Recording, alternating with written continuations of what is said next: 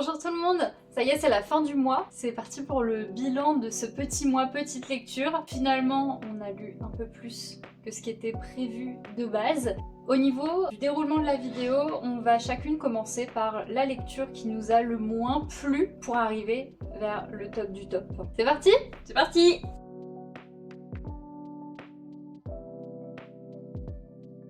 Allez, je vais commencer par la lecture que j'ai le moins aimée. Il s'agit de Mon sombre chevalier, qui était une BD qu'on avait trouvée à Nose. On va y suivre l'histoire d'Olivia, qui est une petite fille avec pas mal d'imagination. Et depuis tout petite, elle voit un chevalier qui la suit. Pourquoi? Qui est-il? Dans quel but? Ça va justement rejoindre un des premiers points négatifs. C'est que je trouve qu'à la fin, on n'a pas forcément toutes les réponses à nos questions. C'est une BD qui est très courte et je pense que c'est... en fait, on n'aura pas tous la même fin. Vous allez l'interpréter sûrement différemment de moi ou inversement. Donc c'est un point positif comme un point négatif. Moi, j'ai beaucoup aimé. De ce que moi j'en comprends, c'était super intéressant. Je vais pas trop en dire parce que comme je le répète, c'est assez court. On va du coup voir son évolution de son enfance jusqu'à son adolescence. Ses premiers amours par exemple. Toujours suivi par ce chevalier avec qui elle va au début être inquiète et après se lier d'amitié pour une fin très particulière. Donc si jamais ça vous intéresse, moi je serais curieuse d'avoir l'avis de quelqu'un d'autre. J'espère le tien prochainement. Oui, ça m'intrigue quand même. Les dessins sont quand même très jolis, ça c'est... Ça c'est un bonus. Ouais, ça c'est quelque chose que j'ai beaucoup aimé. De base c'était pour un public assez jeune, mais je le recommanderais pas forcément pour des enfants. Je pense que tu sauras très rapidement pourquoi. C'était quand même super chouette. Je suis pas sûre que je le relirai ou peut-être dans quelques années pour voir si j'en comprends toujours la même chose.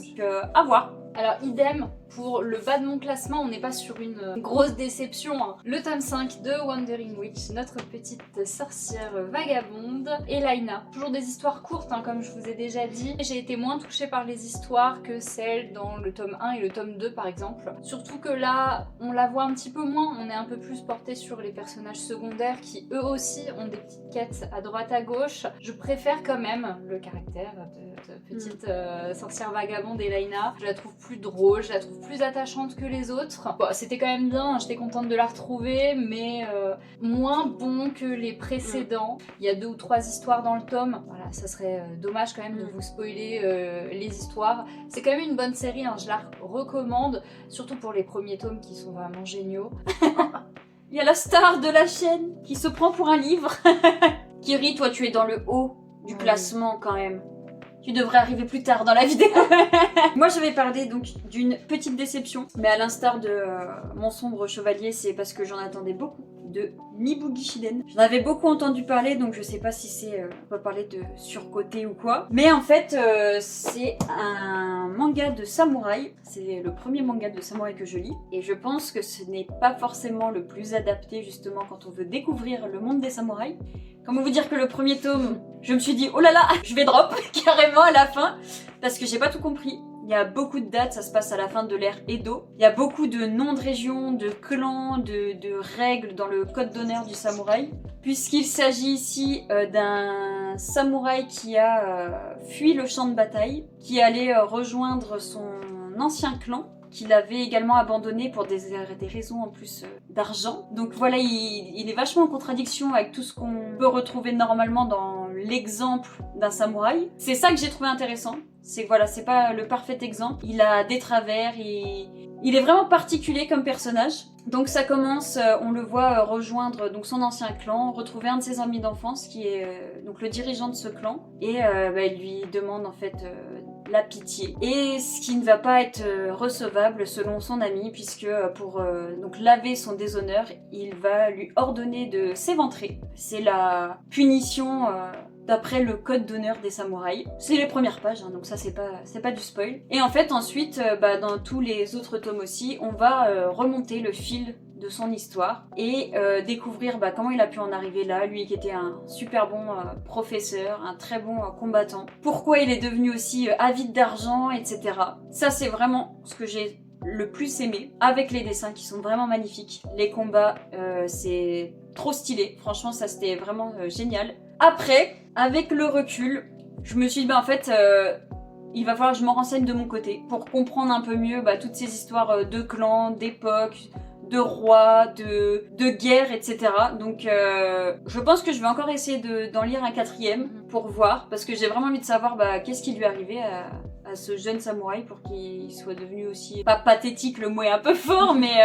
Voilà, c'est pas le meilleur samouraï qu'on verra, ça c'est clair et net.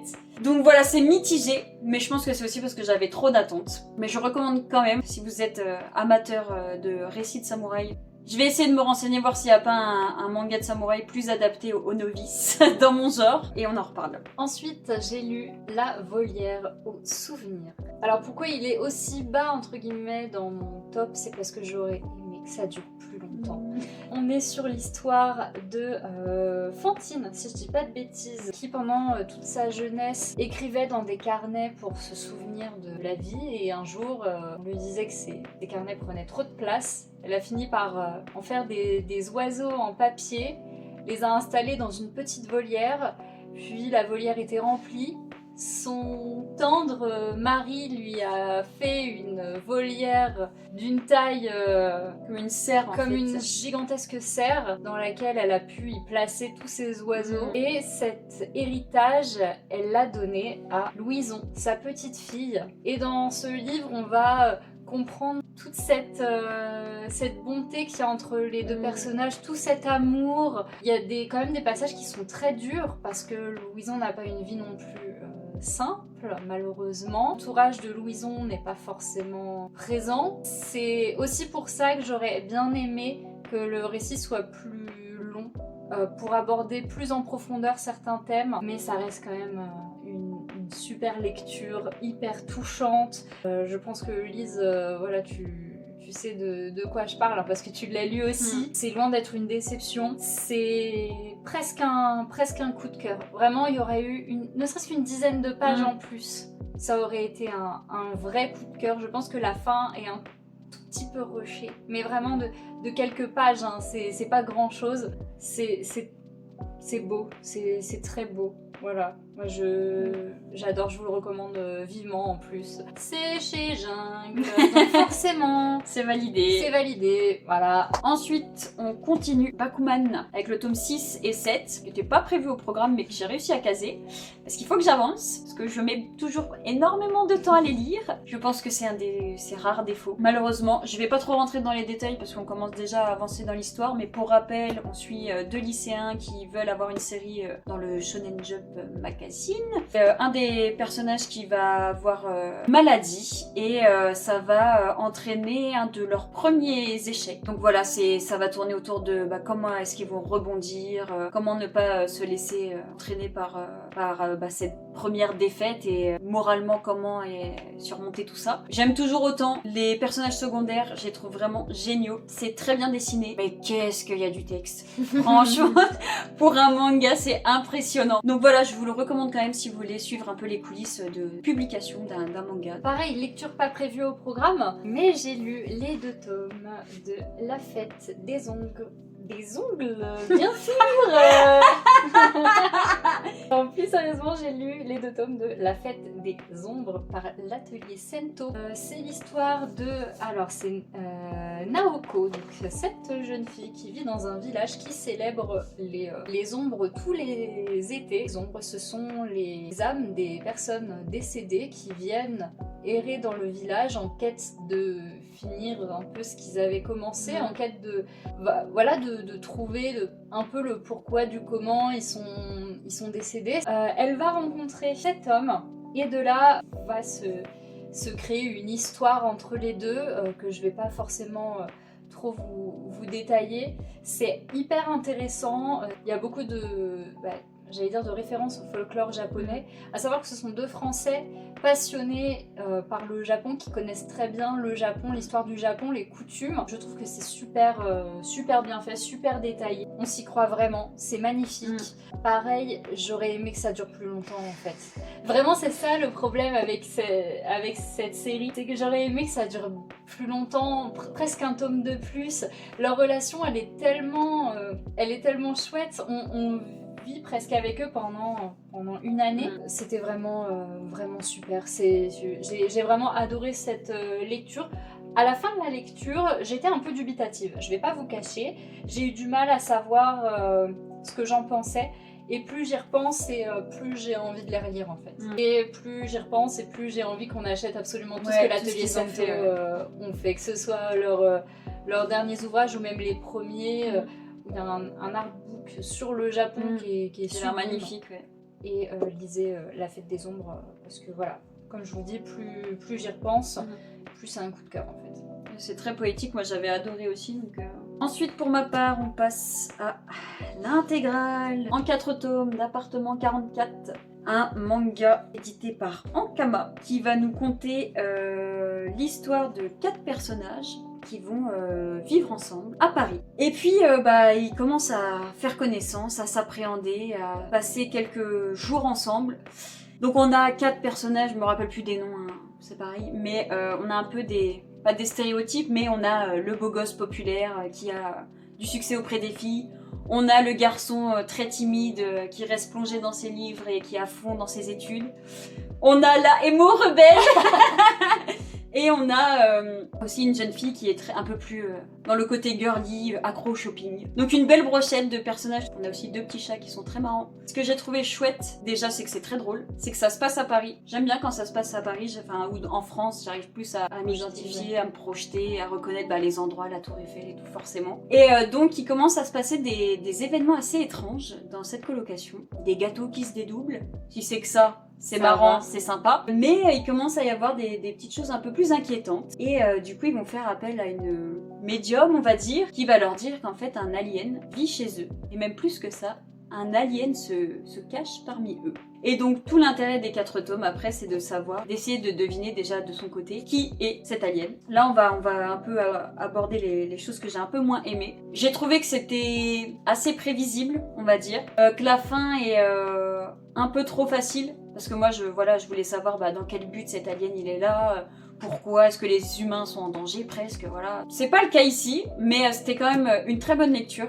Honnêtement, tout ce que je voulais, c'était passer un bon moment, rigoler et avoir des personnages un peu délurés qui arrivent quand même à se lier d'amitié. J'y ai tout retrouvé là-dedans. Les dessins, c'est assez simple, mais ça a fait très bien le travail. Voilà, si vous avez envie de rigoler un bon coup, je vous conseille vachement Appartement 44. Alors pareil, lecture qui n'était pas prévue au programme, mais Vanessa m'a offert les 3 tomes de The Chilling Dead et j'ai lu le premier. On est sur l'histoire de Bonzo qui est ici et qui est un détective enquêteur. Le problème, c'est qu'il habite, entre guillemets, dans les limbes. C'est-à-dire, les limbes, ça n'est pas l'enfer, ça n'est pas le paradis, c'est vraiment entre les deux. Comment vous dire qu'un enquêteur dans les limbes, il s'ennuie un peu, c'est pas tous les jours qu'il y a des meurtres. Et ça va être une suite de petites histoires, les chapitres sont très courts, on est sur 3-4 pages maximum. C'est vraiment un peu un gag manga. Chaque chapitre, c'est une petite vanne, un petit oh mon dieu, perdu une côte, ah il faut aller récupérer la côte de cette personne. Et voilà, c'est ses seules enquêtes, et il est toujours très content d'avoir une enquête et toujours très déçu de l'enquête au final. Vraiment, j'ai adoré, je suis en train de lire le tome 2 actuellement, pareil, j'adore, je pense que de temps en temps c'est une lecture qui fait du bien, mais très contente de l'avoir, merci beaucoup. On passe à un beau bébé, ce que nous sommes, par le papa de Titeuf, Zep. C'était contre toute attente une très bonne lecture. Ça se déroule dans un monde futuriste. On va y suivre, voilà, comme je le disais, un autre monde, ça se passe dans les années 2854 et des brouettes. Désormais, les humains à la naissance sont dotés d'un second cerveau. C'est grosso modo comme un gros PC dans lequel on va uploader tout un tas de connaissances et de bases de données. Donc la vie est devenue sacrément facile, hein, c'est-à-dire que vous pouvez apprendre l'anglais, l'espagnol, le chinois en 4 clics. En 2 secondes, il suffit de télécharger tout ça dans votre PC interne. On y suit l'histoire de Constant qui donc vit dans cette ville protégée avec donc ses humains améliorés. Jusqu'au jour où il se fait pirater et il oublie tous ses souvenirs, toute sa mémoire y passe aussi. Et du coup il se réveille, il ne sait plus qui il est. Et il va se retrouver à l'extérieur de cette ville protégée où il va faire la rencontre de Hazel, qui est une femme qui vit donc à l'extérieur, qui est un humain standard, on va dire, qui n'a pas eu la chance d'avoir ce second cerveau. Et elle va devoir tout lui apprendre. C'est même pas lui réapprendre parce qu'au final, de lui-même, il savait rien.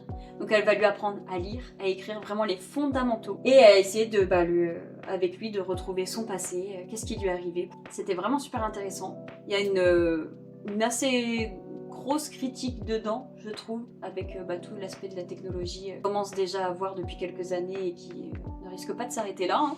Et j'ai trouvé ça vraiment très intéressant. Ce qui m'a le plus gêné au final, c'était quand même les dessins, mais j'ai réussi à passer outre ça. Ou en tout cas, selon moi, si ça avait été un peu plus détaillé, ce serait encore meilleur. Je vous la recommande quand même parce que c'est super de voir du ZEP sérieux. Et j'aurais bien voulu aussi quelques pages en plus. Mais ça reste quand même une super lecture, donc n'hésitez pas. Ensuite, j'ai lu Tout jaune de Hélène Canac. J'ai jungle encore une fois. On est sur l'histoire de Lena et Victor. C'est un récit où la Terre a un peu des allures de dystopie. Les seules choses qui poussent chez eux sont des tournesols. Pourquoi? Parce que le soleil ne se lève plus. Et ces deux enfants vont partir à la recherche du soleil. Victor est hyper attachant. Il est hyper attachant, il veut faire des cadeaux au soleil parce qu'il se dit que peut-être que si on lui fait plaisir, il reviendra.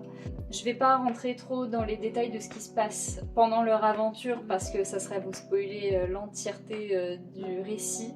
Mais c'est hyper touchant. Je sais même pas comment vous le décrire à part vous dire qu'il faut le lire, surtout par les temps qui courent actuellement. Je pense que c'est hyper important que vous soyez un adulte, que vous soyez un enfant. C'est un livre qu'il faut lire. Une légère critique de la société quand même. Je peux rien vous dire de plus à part lisez Tout jaune. Faites attention au soleil. Faites attention au soleil, voilà. Parce que s'il ne se lève plus, chez nous non plus, ça risque d'être compliqué. Pas trop en dire, on va dire que ça aborde les enjeux de l'avenir qui sont importants et qu'il faudrait prendre en compte dès maintenant. Et c'est à lire, vraiment c'est à lire. Parce qu'après elle est très courte donc on peut pas trop en dire sinon on va vous gâcher la surprise. Lisez Tout jaune, lisez tous les ouvrages de Hélène Canac. Hélène Alors pour ma part on va rentrer dans le top 3 avec dans la tête de Tim que Morgane m'avait imposé. À juste titre parce que elle est troisième de mes lectures. C'était vraiment très intéressant. On va donc y suivre Tim qui est un enfant autiste qui vit seul avec sa mère depuis la séparation de ses parents. Et sa mère a besoin de partir. Donc il se retrouve à vivre avec son père qui avait toujours un peu fui ses responsabilités, qui ne sait donc pas comment s'occuper d'un enfant, encore moins d'un enfant particulier. Et donc ça va être leur histoire. Donc au début, son père va clairement essayer de le mettre dans un établissement adapté pour se débarrasser de lui, parce que lui, sa priorité c'est lui. C'est lui, c'est récupérer un contrat qu'il attend depuis longtemps pour son travail avec son associé, blablabla. Un des points négatifs, son père est insupportable pendant une bonne partie du livre. J'avais envie de lui claquer sa grosse tête, donc voilà. Mais en vrai, c'est hyper intéressant parce que évidemment leur relation va évoluer, ils vont apprendre à s'apprivoiser graphiquement aussi. Ça m'a hyper intriguée. C'était vraiment très bien fait, donc au début, j'avais peur parce que les premières pages que j'ai ouvertes, je me suis dit ça me plaît pas trop. Assez particulier. Trop de noir, trop de blanc. Mais en fait, ça sert vachement au récit puisque petit à petit, on va avoir droit à de plus en plus de couleurs. On va aussi avoir droit à des doubles pages somptueuses de ce qui se passe exactement dans la tête de Tim. En tout cas, on essaie de nous le retranscrire et je trouve que c'est assez bien fait. C'est tout coloré, c'est plein de petites chansons qui se fait. C'était vraiment génial. Tim est très attachant.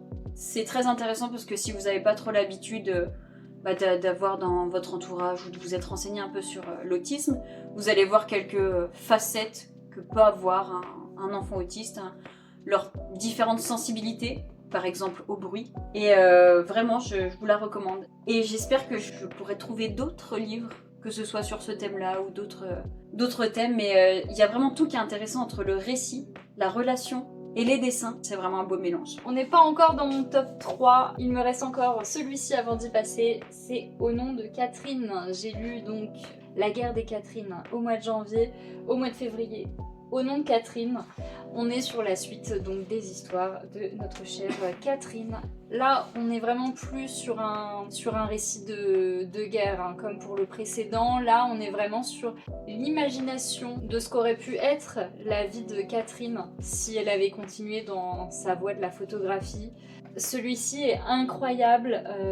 Si vous y connaissez un petit peu en photo, vous allez y reconnaître quelques personnes. Vous allez aussi y retrouver des personnages forts du féminisme. Et ça, c'est génial. Tout est très bien fait par rapport à la période historique. On n'est vraiment pas sur un récit qui nous prend un peu à droite à gauche des informations. On est vraiment sur un récit qui est ancré dans le réel. On a imaginé un personnage en fonction de la vie d'une personne qui a vraiment existé. On l'a mis dans un véritable contexte historique et on en a fait une histoire. C'était super. J'ai adoré retrouver Catherine et son réflexe. Ça m'a vraiment beaucoup touchée. On y retrouve quand même pas mal de points vis-à-vis de la guerre, hein, étant donné qu'on est dans la période de l'après-guerre. C'était très touchant. On est vraiment sur un récit d'humain. Dans la guerre des Catherine, c'est Claire Fauvel qui a fait les dessins. Dans celui-ci, c'est Mayem Goust. On reconnaît quand même le personnage et je trouve que ce changement de dessinatrice marque vraiment un tournant dans la vie de Catherine. Ça sert vraiment au récit d'avoir changé. On sent que le personnage a grandi. Pourtant, je suis pas vraiment très récit, film sur la guerre ou l'après-guerre ou tout ça, mais là, c'était vraiment mettre en avant les humains avant le contexte. Très bonne transition, puisque moi, j'aime beaucoup les récits de guerre. Et aujourd'hui, je vous parle de ma découverte de Peleliu. Donc les 3 premiers tomes sur 11. Et quelle découverte! Oh mon dieu! Donc on va y suivre Tamaru, qui est un soldat déployé sur l'île de Peleliu. Alors que lui, son rêve, c'est de devenir mangaka. Donc sur cette île, lui, il trouve que c'est paradisiaque, la mer est belle, la jungle, c'est magnifique, la nature. Jusqu'au jour où une guerre éclate entre 10 000 soldats japonais dont il fait partie et 40 000 soldats américains. Donc ça se déroule fin 1944, donc Seconde Guerre mondiale. Ils se battent donc pour récupérer le contrôle de l'île de Peleliu puisqu'il y a apparemment un aéroport qui est très important. Malgré ces dessins qui paraissent enfantins, en fait, ça sert vachement au récit, puisque ça va contraster énormément avec l'horreur de la guerre, donc qui débute dès ce premier tome, puisque les Américains débarquent sur la côte ouest. Les Japonais savent qu'ils ont perdu d'avance, c'est clair et net, mais ils ont ordre de tenir le plus longtemps possible. C'est pas pour tout public, je le répète, donc malgré ces dessins assez simples, assez enfantins, il y a quand même des membres à droite à gauche. Dans le 3e tome, on commence à voir un peu toutes les horreurs que peuvent faire des hommes qui n'ont plus de nourriture, donc pour survivre. C'est hyper touchant, je trouve que notre personnage principal, Tamaru, il est trop attachant, puisqu'il va dessiner jour après jour, dès qu'il le peut, les horreurs qu'il voit et son quotidien désormais. Ce paradis qui s'est transformé en véritable champ de bataille. C'est la série que j'ai le plus envie de continuer à l'heure actuelle. Je vous la recommande. Ça va, Taz. Je vous recommande vivement de lire Peleliu. Si ça vous intéresse un minimum, si vous avez un peu le cœur accroché, c'est vraiment une lecture qui est très marquante. Pour continuer avec ma lecture imposée par Vanessa qui déclare ouvert mon top 3 avant de partir, autrement dit mes larmes. Quelques-unes sont tombées. J'avais la mer Méditerranée en termes de quantité de larmes, je pense. On n'est pas passé loin de l'inondation de l'appart. Hein. C'est ça. Des animaux vont rentrer dans un café et discuter avec le barista. Et je peux pas vous dire plus que ça. Ça fait un peu séance chez un psy, tu vois. Voilà. J'ai pas envie de vous en dire plus parce qu'après je vais encore pleurer. Vous avez sûrement compris avec le titre. Je pense que si vous avez aimé un animal dans votre vie, il faut le lire. Oui. Voilà. Et ça vous touchera énormément et même, je pense, les gens qui n'en ont pas eu, c'est vraiment si on aime les animaux. Et... Qui n'aime pas les animaux déjà? On mettra une photo de Kiri là pendant qu'elle dort. Mais voilà, c'est pareil, c'était un livre qu'on avait trouvé chez Nose et pour le coup, chez Nose on a trouvé pas mal de belles choses et ça je pense que c'est le coup de cœur ultime, la meilleure lecture. C'est très court, si vous avez l'occasion, je sais pas si vous pouvez le trouver en médiathèque, si vous pouvez le le lire sur votre liseuse, voilà, et c'est pas Lise qui dira le contraire non plus. Et pour ma part, on arrive à ma meilleure lecture qui n'était pas prévue au programme, qui ne faisait pas partie de ma pile à lire de petites lectures, mais que j'ai pas pu résister. Je crois que je l'ai acheté le lendemain, je l'ai lu. En même temps, j'attendais depuis longtemps, ok. Il s'agit du Cœur en braille. On y suit donc Victor, qui est un collégien, qui est pas un très bon élève, qui préfère un peu amuser la galerie, donc il vit tout seul avec son père. Entre eux, ils adorent parler de mécanique, de voiture. Il adore faire de la musique, il a un petit groupe de rock avec des copains, donc il est vraiment dans cet univers-là, mais il dit lui-même que voilà, il est pas à sa place, il est jamais à la hauteur nulle part, jusqu'au jour où il va rencontrer Marie-Josée pendant un contrôle de maths, où en fait ils vont faire connaissance. Et elle va commencer à lui donner des cours particuliers pour l'aider à améliorer ses notes. Et en échange, lui, il doit l'aider, elle, en retour, à garder un secret. Puisqu'elle vit avec un secret et elle ne veut pas que qui que ce soit au courant. De là va commencer à naître une relation d'amitié entre les deux personnages. Donc au début, c'était vraiment de l'entraide. Et ça va s'accentuer puisque...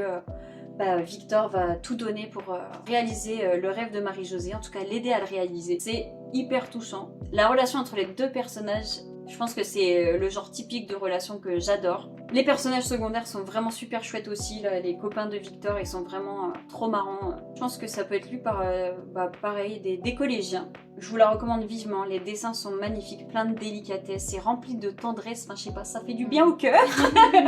On va évidemment pas dire de quel secret il s'agit, mais si vous savez lire, vous comprendrez peut-être. Je vous la recommande vivement, évidemment c'est celle que je vous recommande le plus et que je pense être accessible et plaisante pour n'importe qui. Foncez lire Le Cœur en braille et découvrir cette merveilleuse histoire. Si je peux rajouter un point négatif, c'est que je veux la suite, s'il vous plaît. Alors moi, en top 2, ça va être mon roman du mois. Comme je l'ai déjà dit, j'essaye de lire au moins un roman par mois jusqu'à la fin de l'année. Le roman de ce mois-ci, c'était À demain Lou de Marie-Claude Vincent. Je ne l'ai pas, on l'a prêté à une collègue de Vanessa. À demain Lou, c'est l'histoire de Lou qui un jour va dire à sa grande sœur Elisabeth qui part dormir chez une copine à demain. Sa sœur va lui dire à demain Lou. Elle ne va pas rentrer. Elle décédera malheureusement chez son amie. Le livre est divisé en 3 parties sur 3 étapes du deuil. Qu'est-ce que c'était touchant, qu'est-ce que c'était beau. On est vraiment mis à la place de cette jeune fille qui comprend pas trop pourquoi on lui dit tu sais ta sœur est partie. Maintenant parce que si elle était partie, elle reviendrait. Elle comprend pas pourquoi si on dit qu'elle est partie, ses parents commencent à retirer petit à petit les affaires de Ellie de partout, en commençant par les chaussures dans l'entrée, la photo de famille. On est vraiment dans la tête de Lou qui comprend que ça y est en fait, malheureusement elle reviendra pas et qu'il faut s'y faire. Je pense que pour toutes les personnes qui ont perdu quelqu'un de manière brutale ou non, c'est un très chouette roman pour se rendre compte qu'on n'est pas seul et que se dénie un peu parce que même à l'enterrement auquel elle a assisté, vu qu'on lui avait rabâché dans la tête qu'elle était partie, elle avait presque un peu cet espoir qu'elle revienne. Il faut continuer à vivre. Pourquoi maintenant plus personne ne dit son prénom? J'ai trouvé ça très bien fait et je pense aussi que pour les personnes qui n'ont pas forcément non plus perdu un proche de manière brutale, c'est une bonne approche pour savoir pourquoi et comment aussi un peu accompagner quelqu'un qui a perdu un proche brutalement. Vraiment, je l'ai trouvé incroyable ce livre. J'ai hâte de savoir ce que ta collègue en aura pensé aussi. Ça se lit très vite, hein, c'est très court, hein, c'était un roman qui faisait 160 pages je crois, assez accessible au niveau de la plume, du vocabulaire. C'est un coup de cœur, le thème est très dur mais très bien abordé. Je trouve que la dernière partie c'est plein d'espoir, c'est génial, sans être trop dans le ouais mais tu sais la vie continue, il faut... parce que c'est normal de pleurer, c'est normal d'être triste. Un vrai coup de cœur, ce roman. Mon top 1, Roulement de tambour. Tada. Bergère guerrière.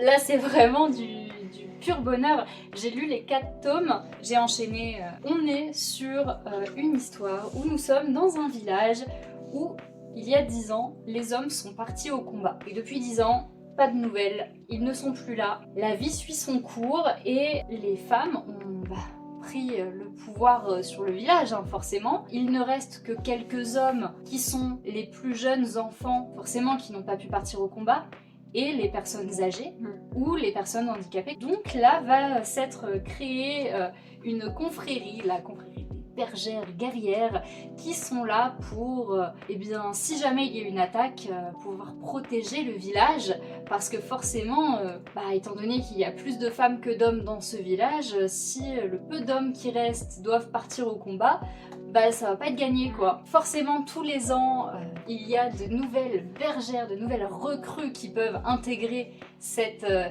confrérie. Il y a vraiment ce truc de ils se sont inscrits et maintenant il va falloir travailler dur pour pouvoir être à la hauteur des attentes du village. Surtout que forcément c'est leur grand-mère, c'est leurs tantes qui font partie des pionnières de cette confrérie.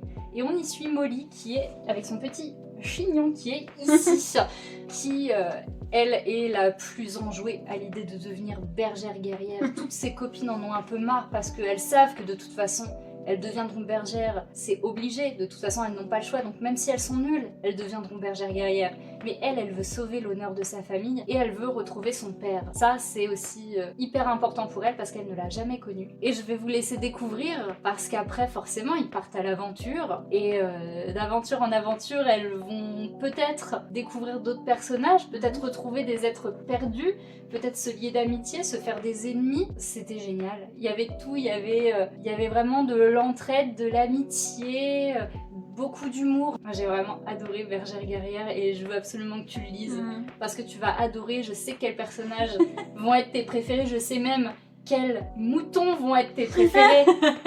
Les petits gros. Tous les moutons ont une personnalité différente.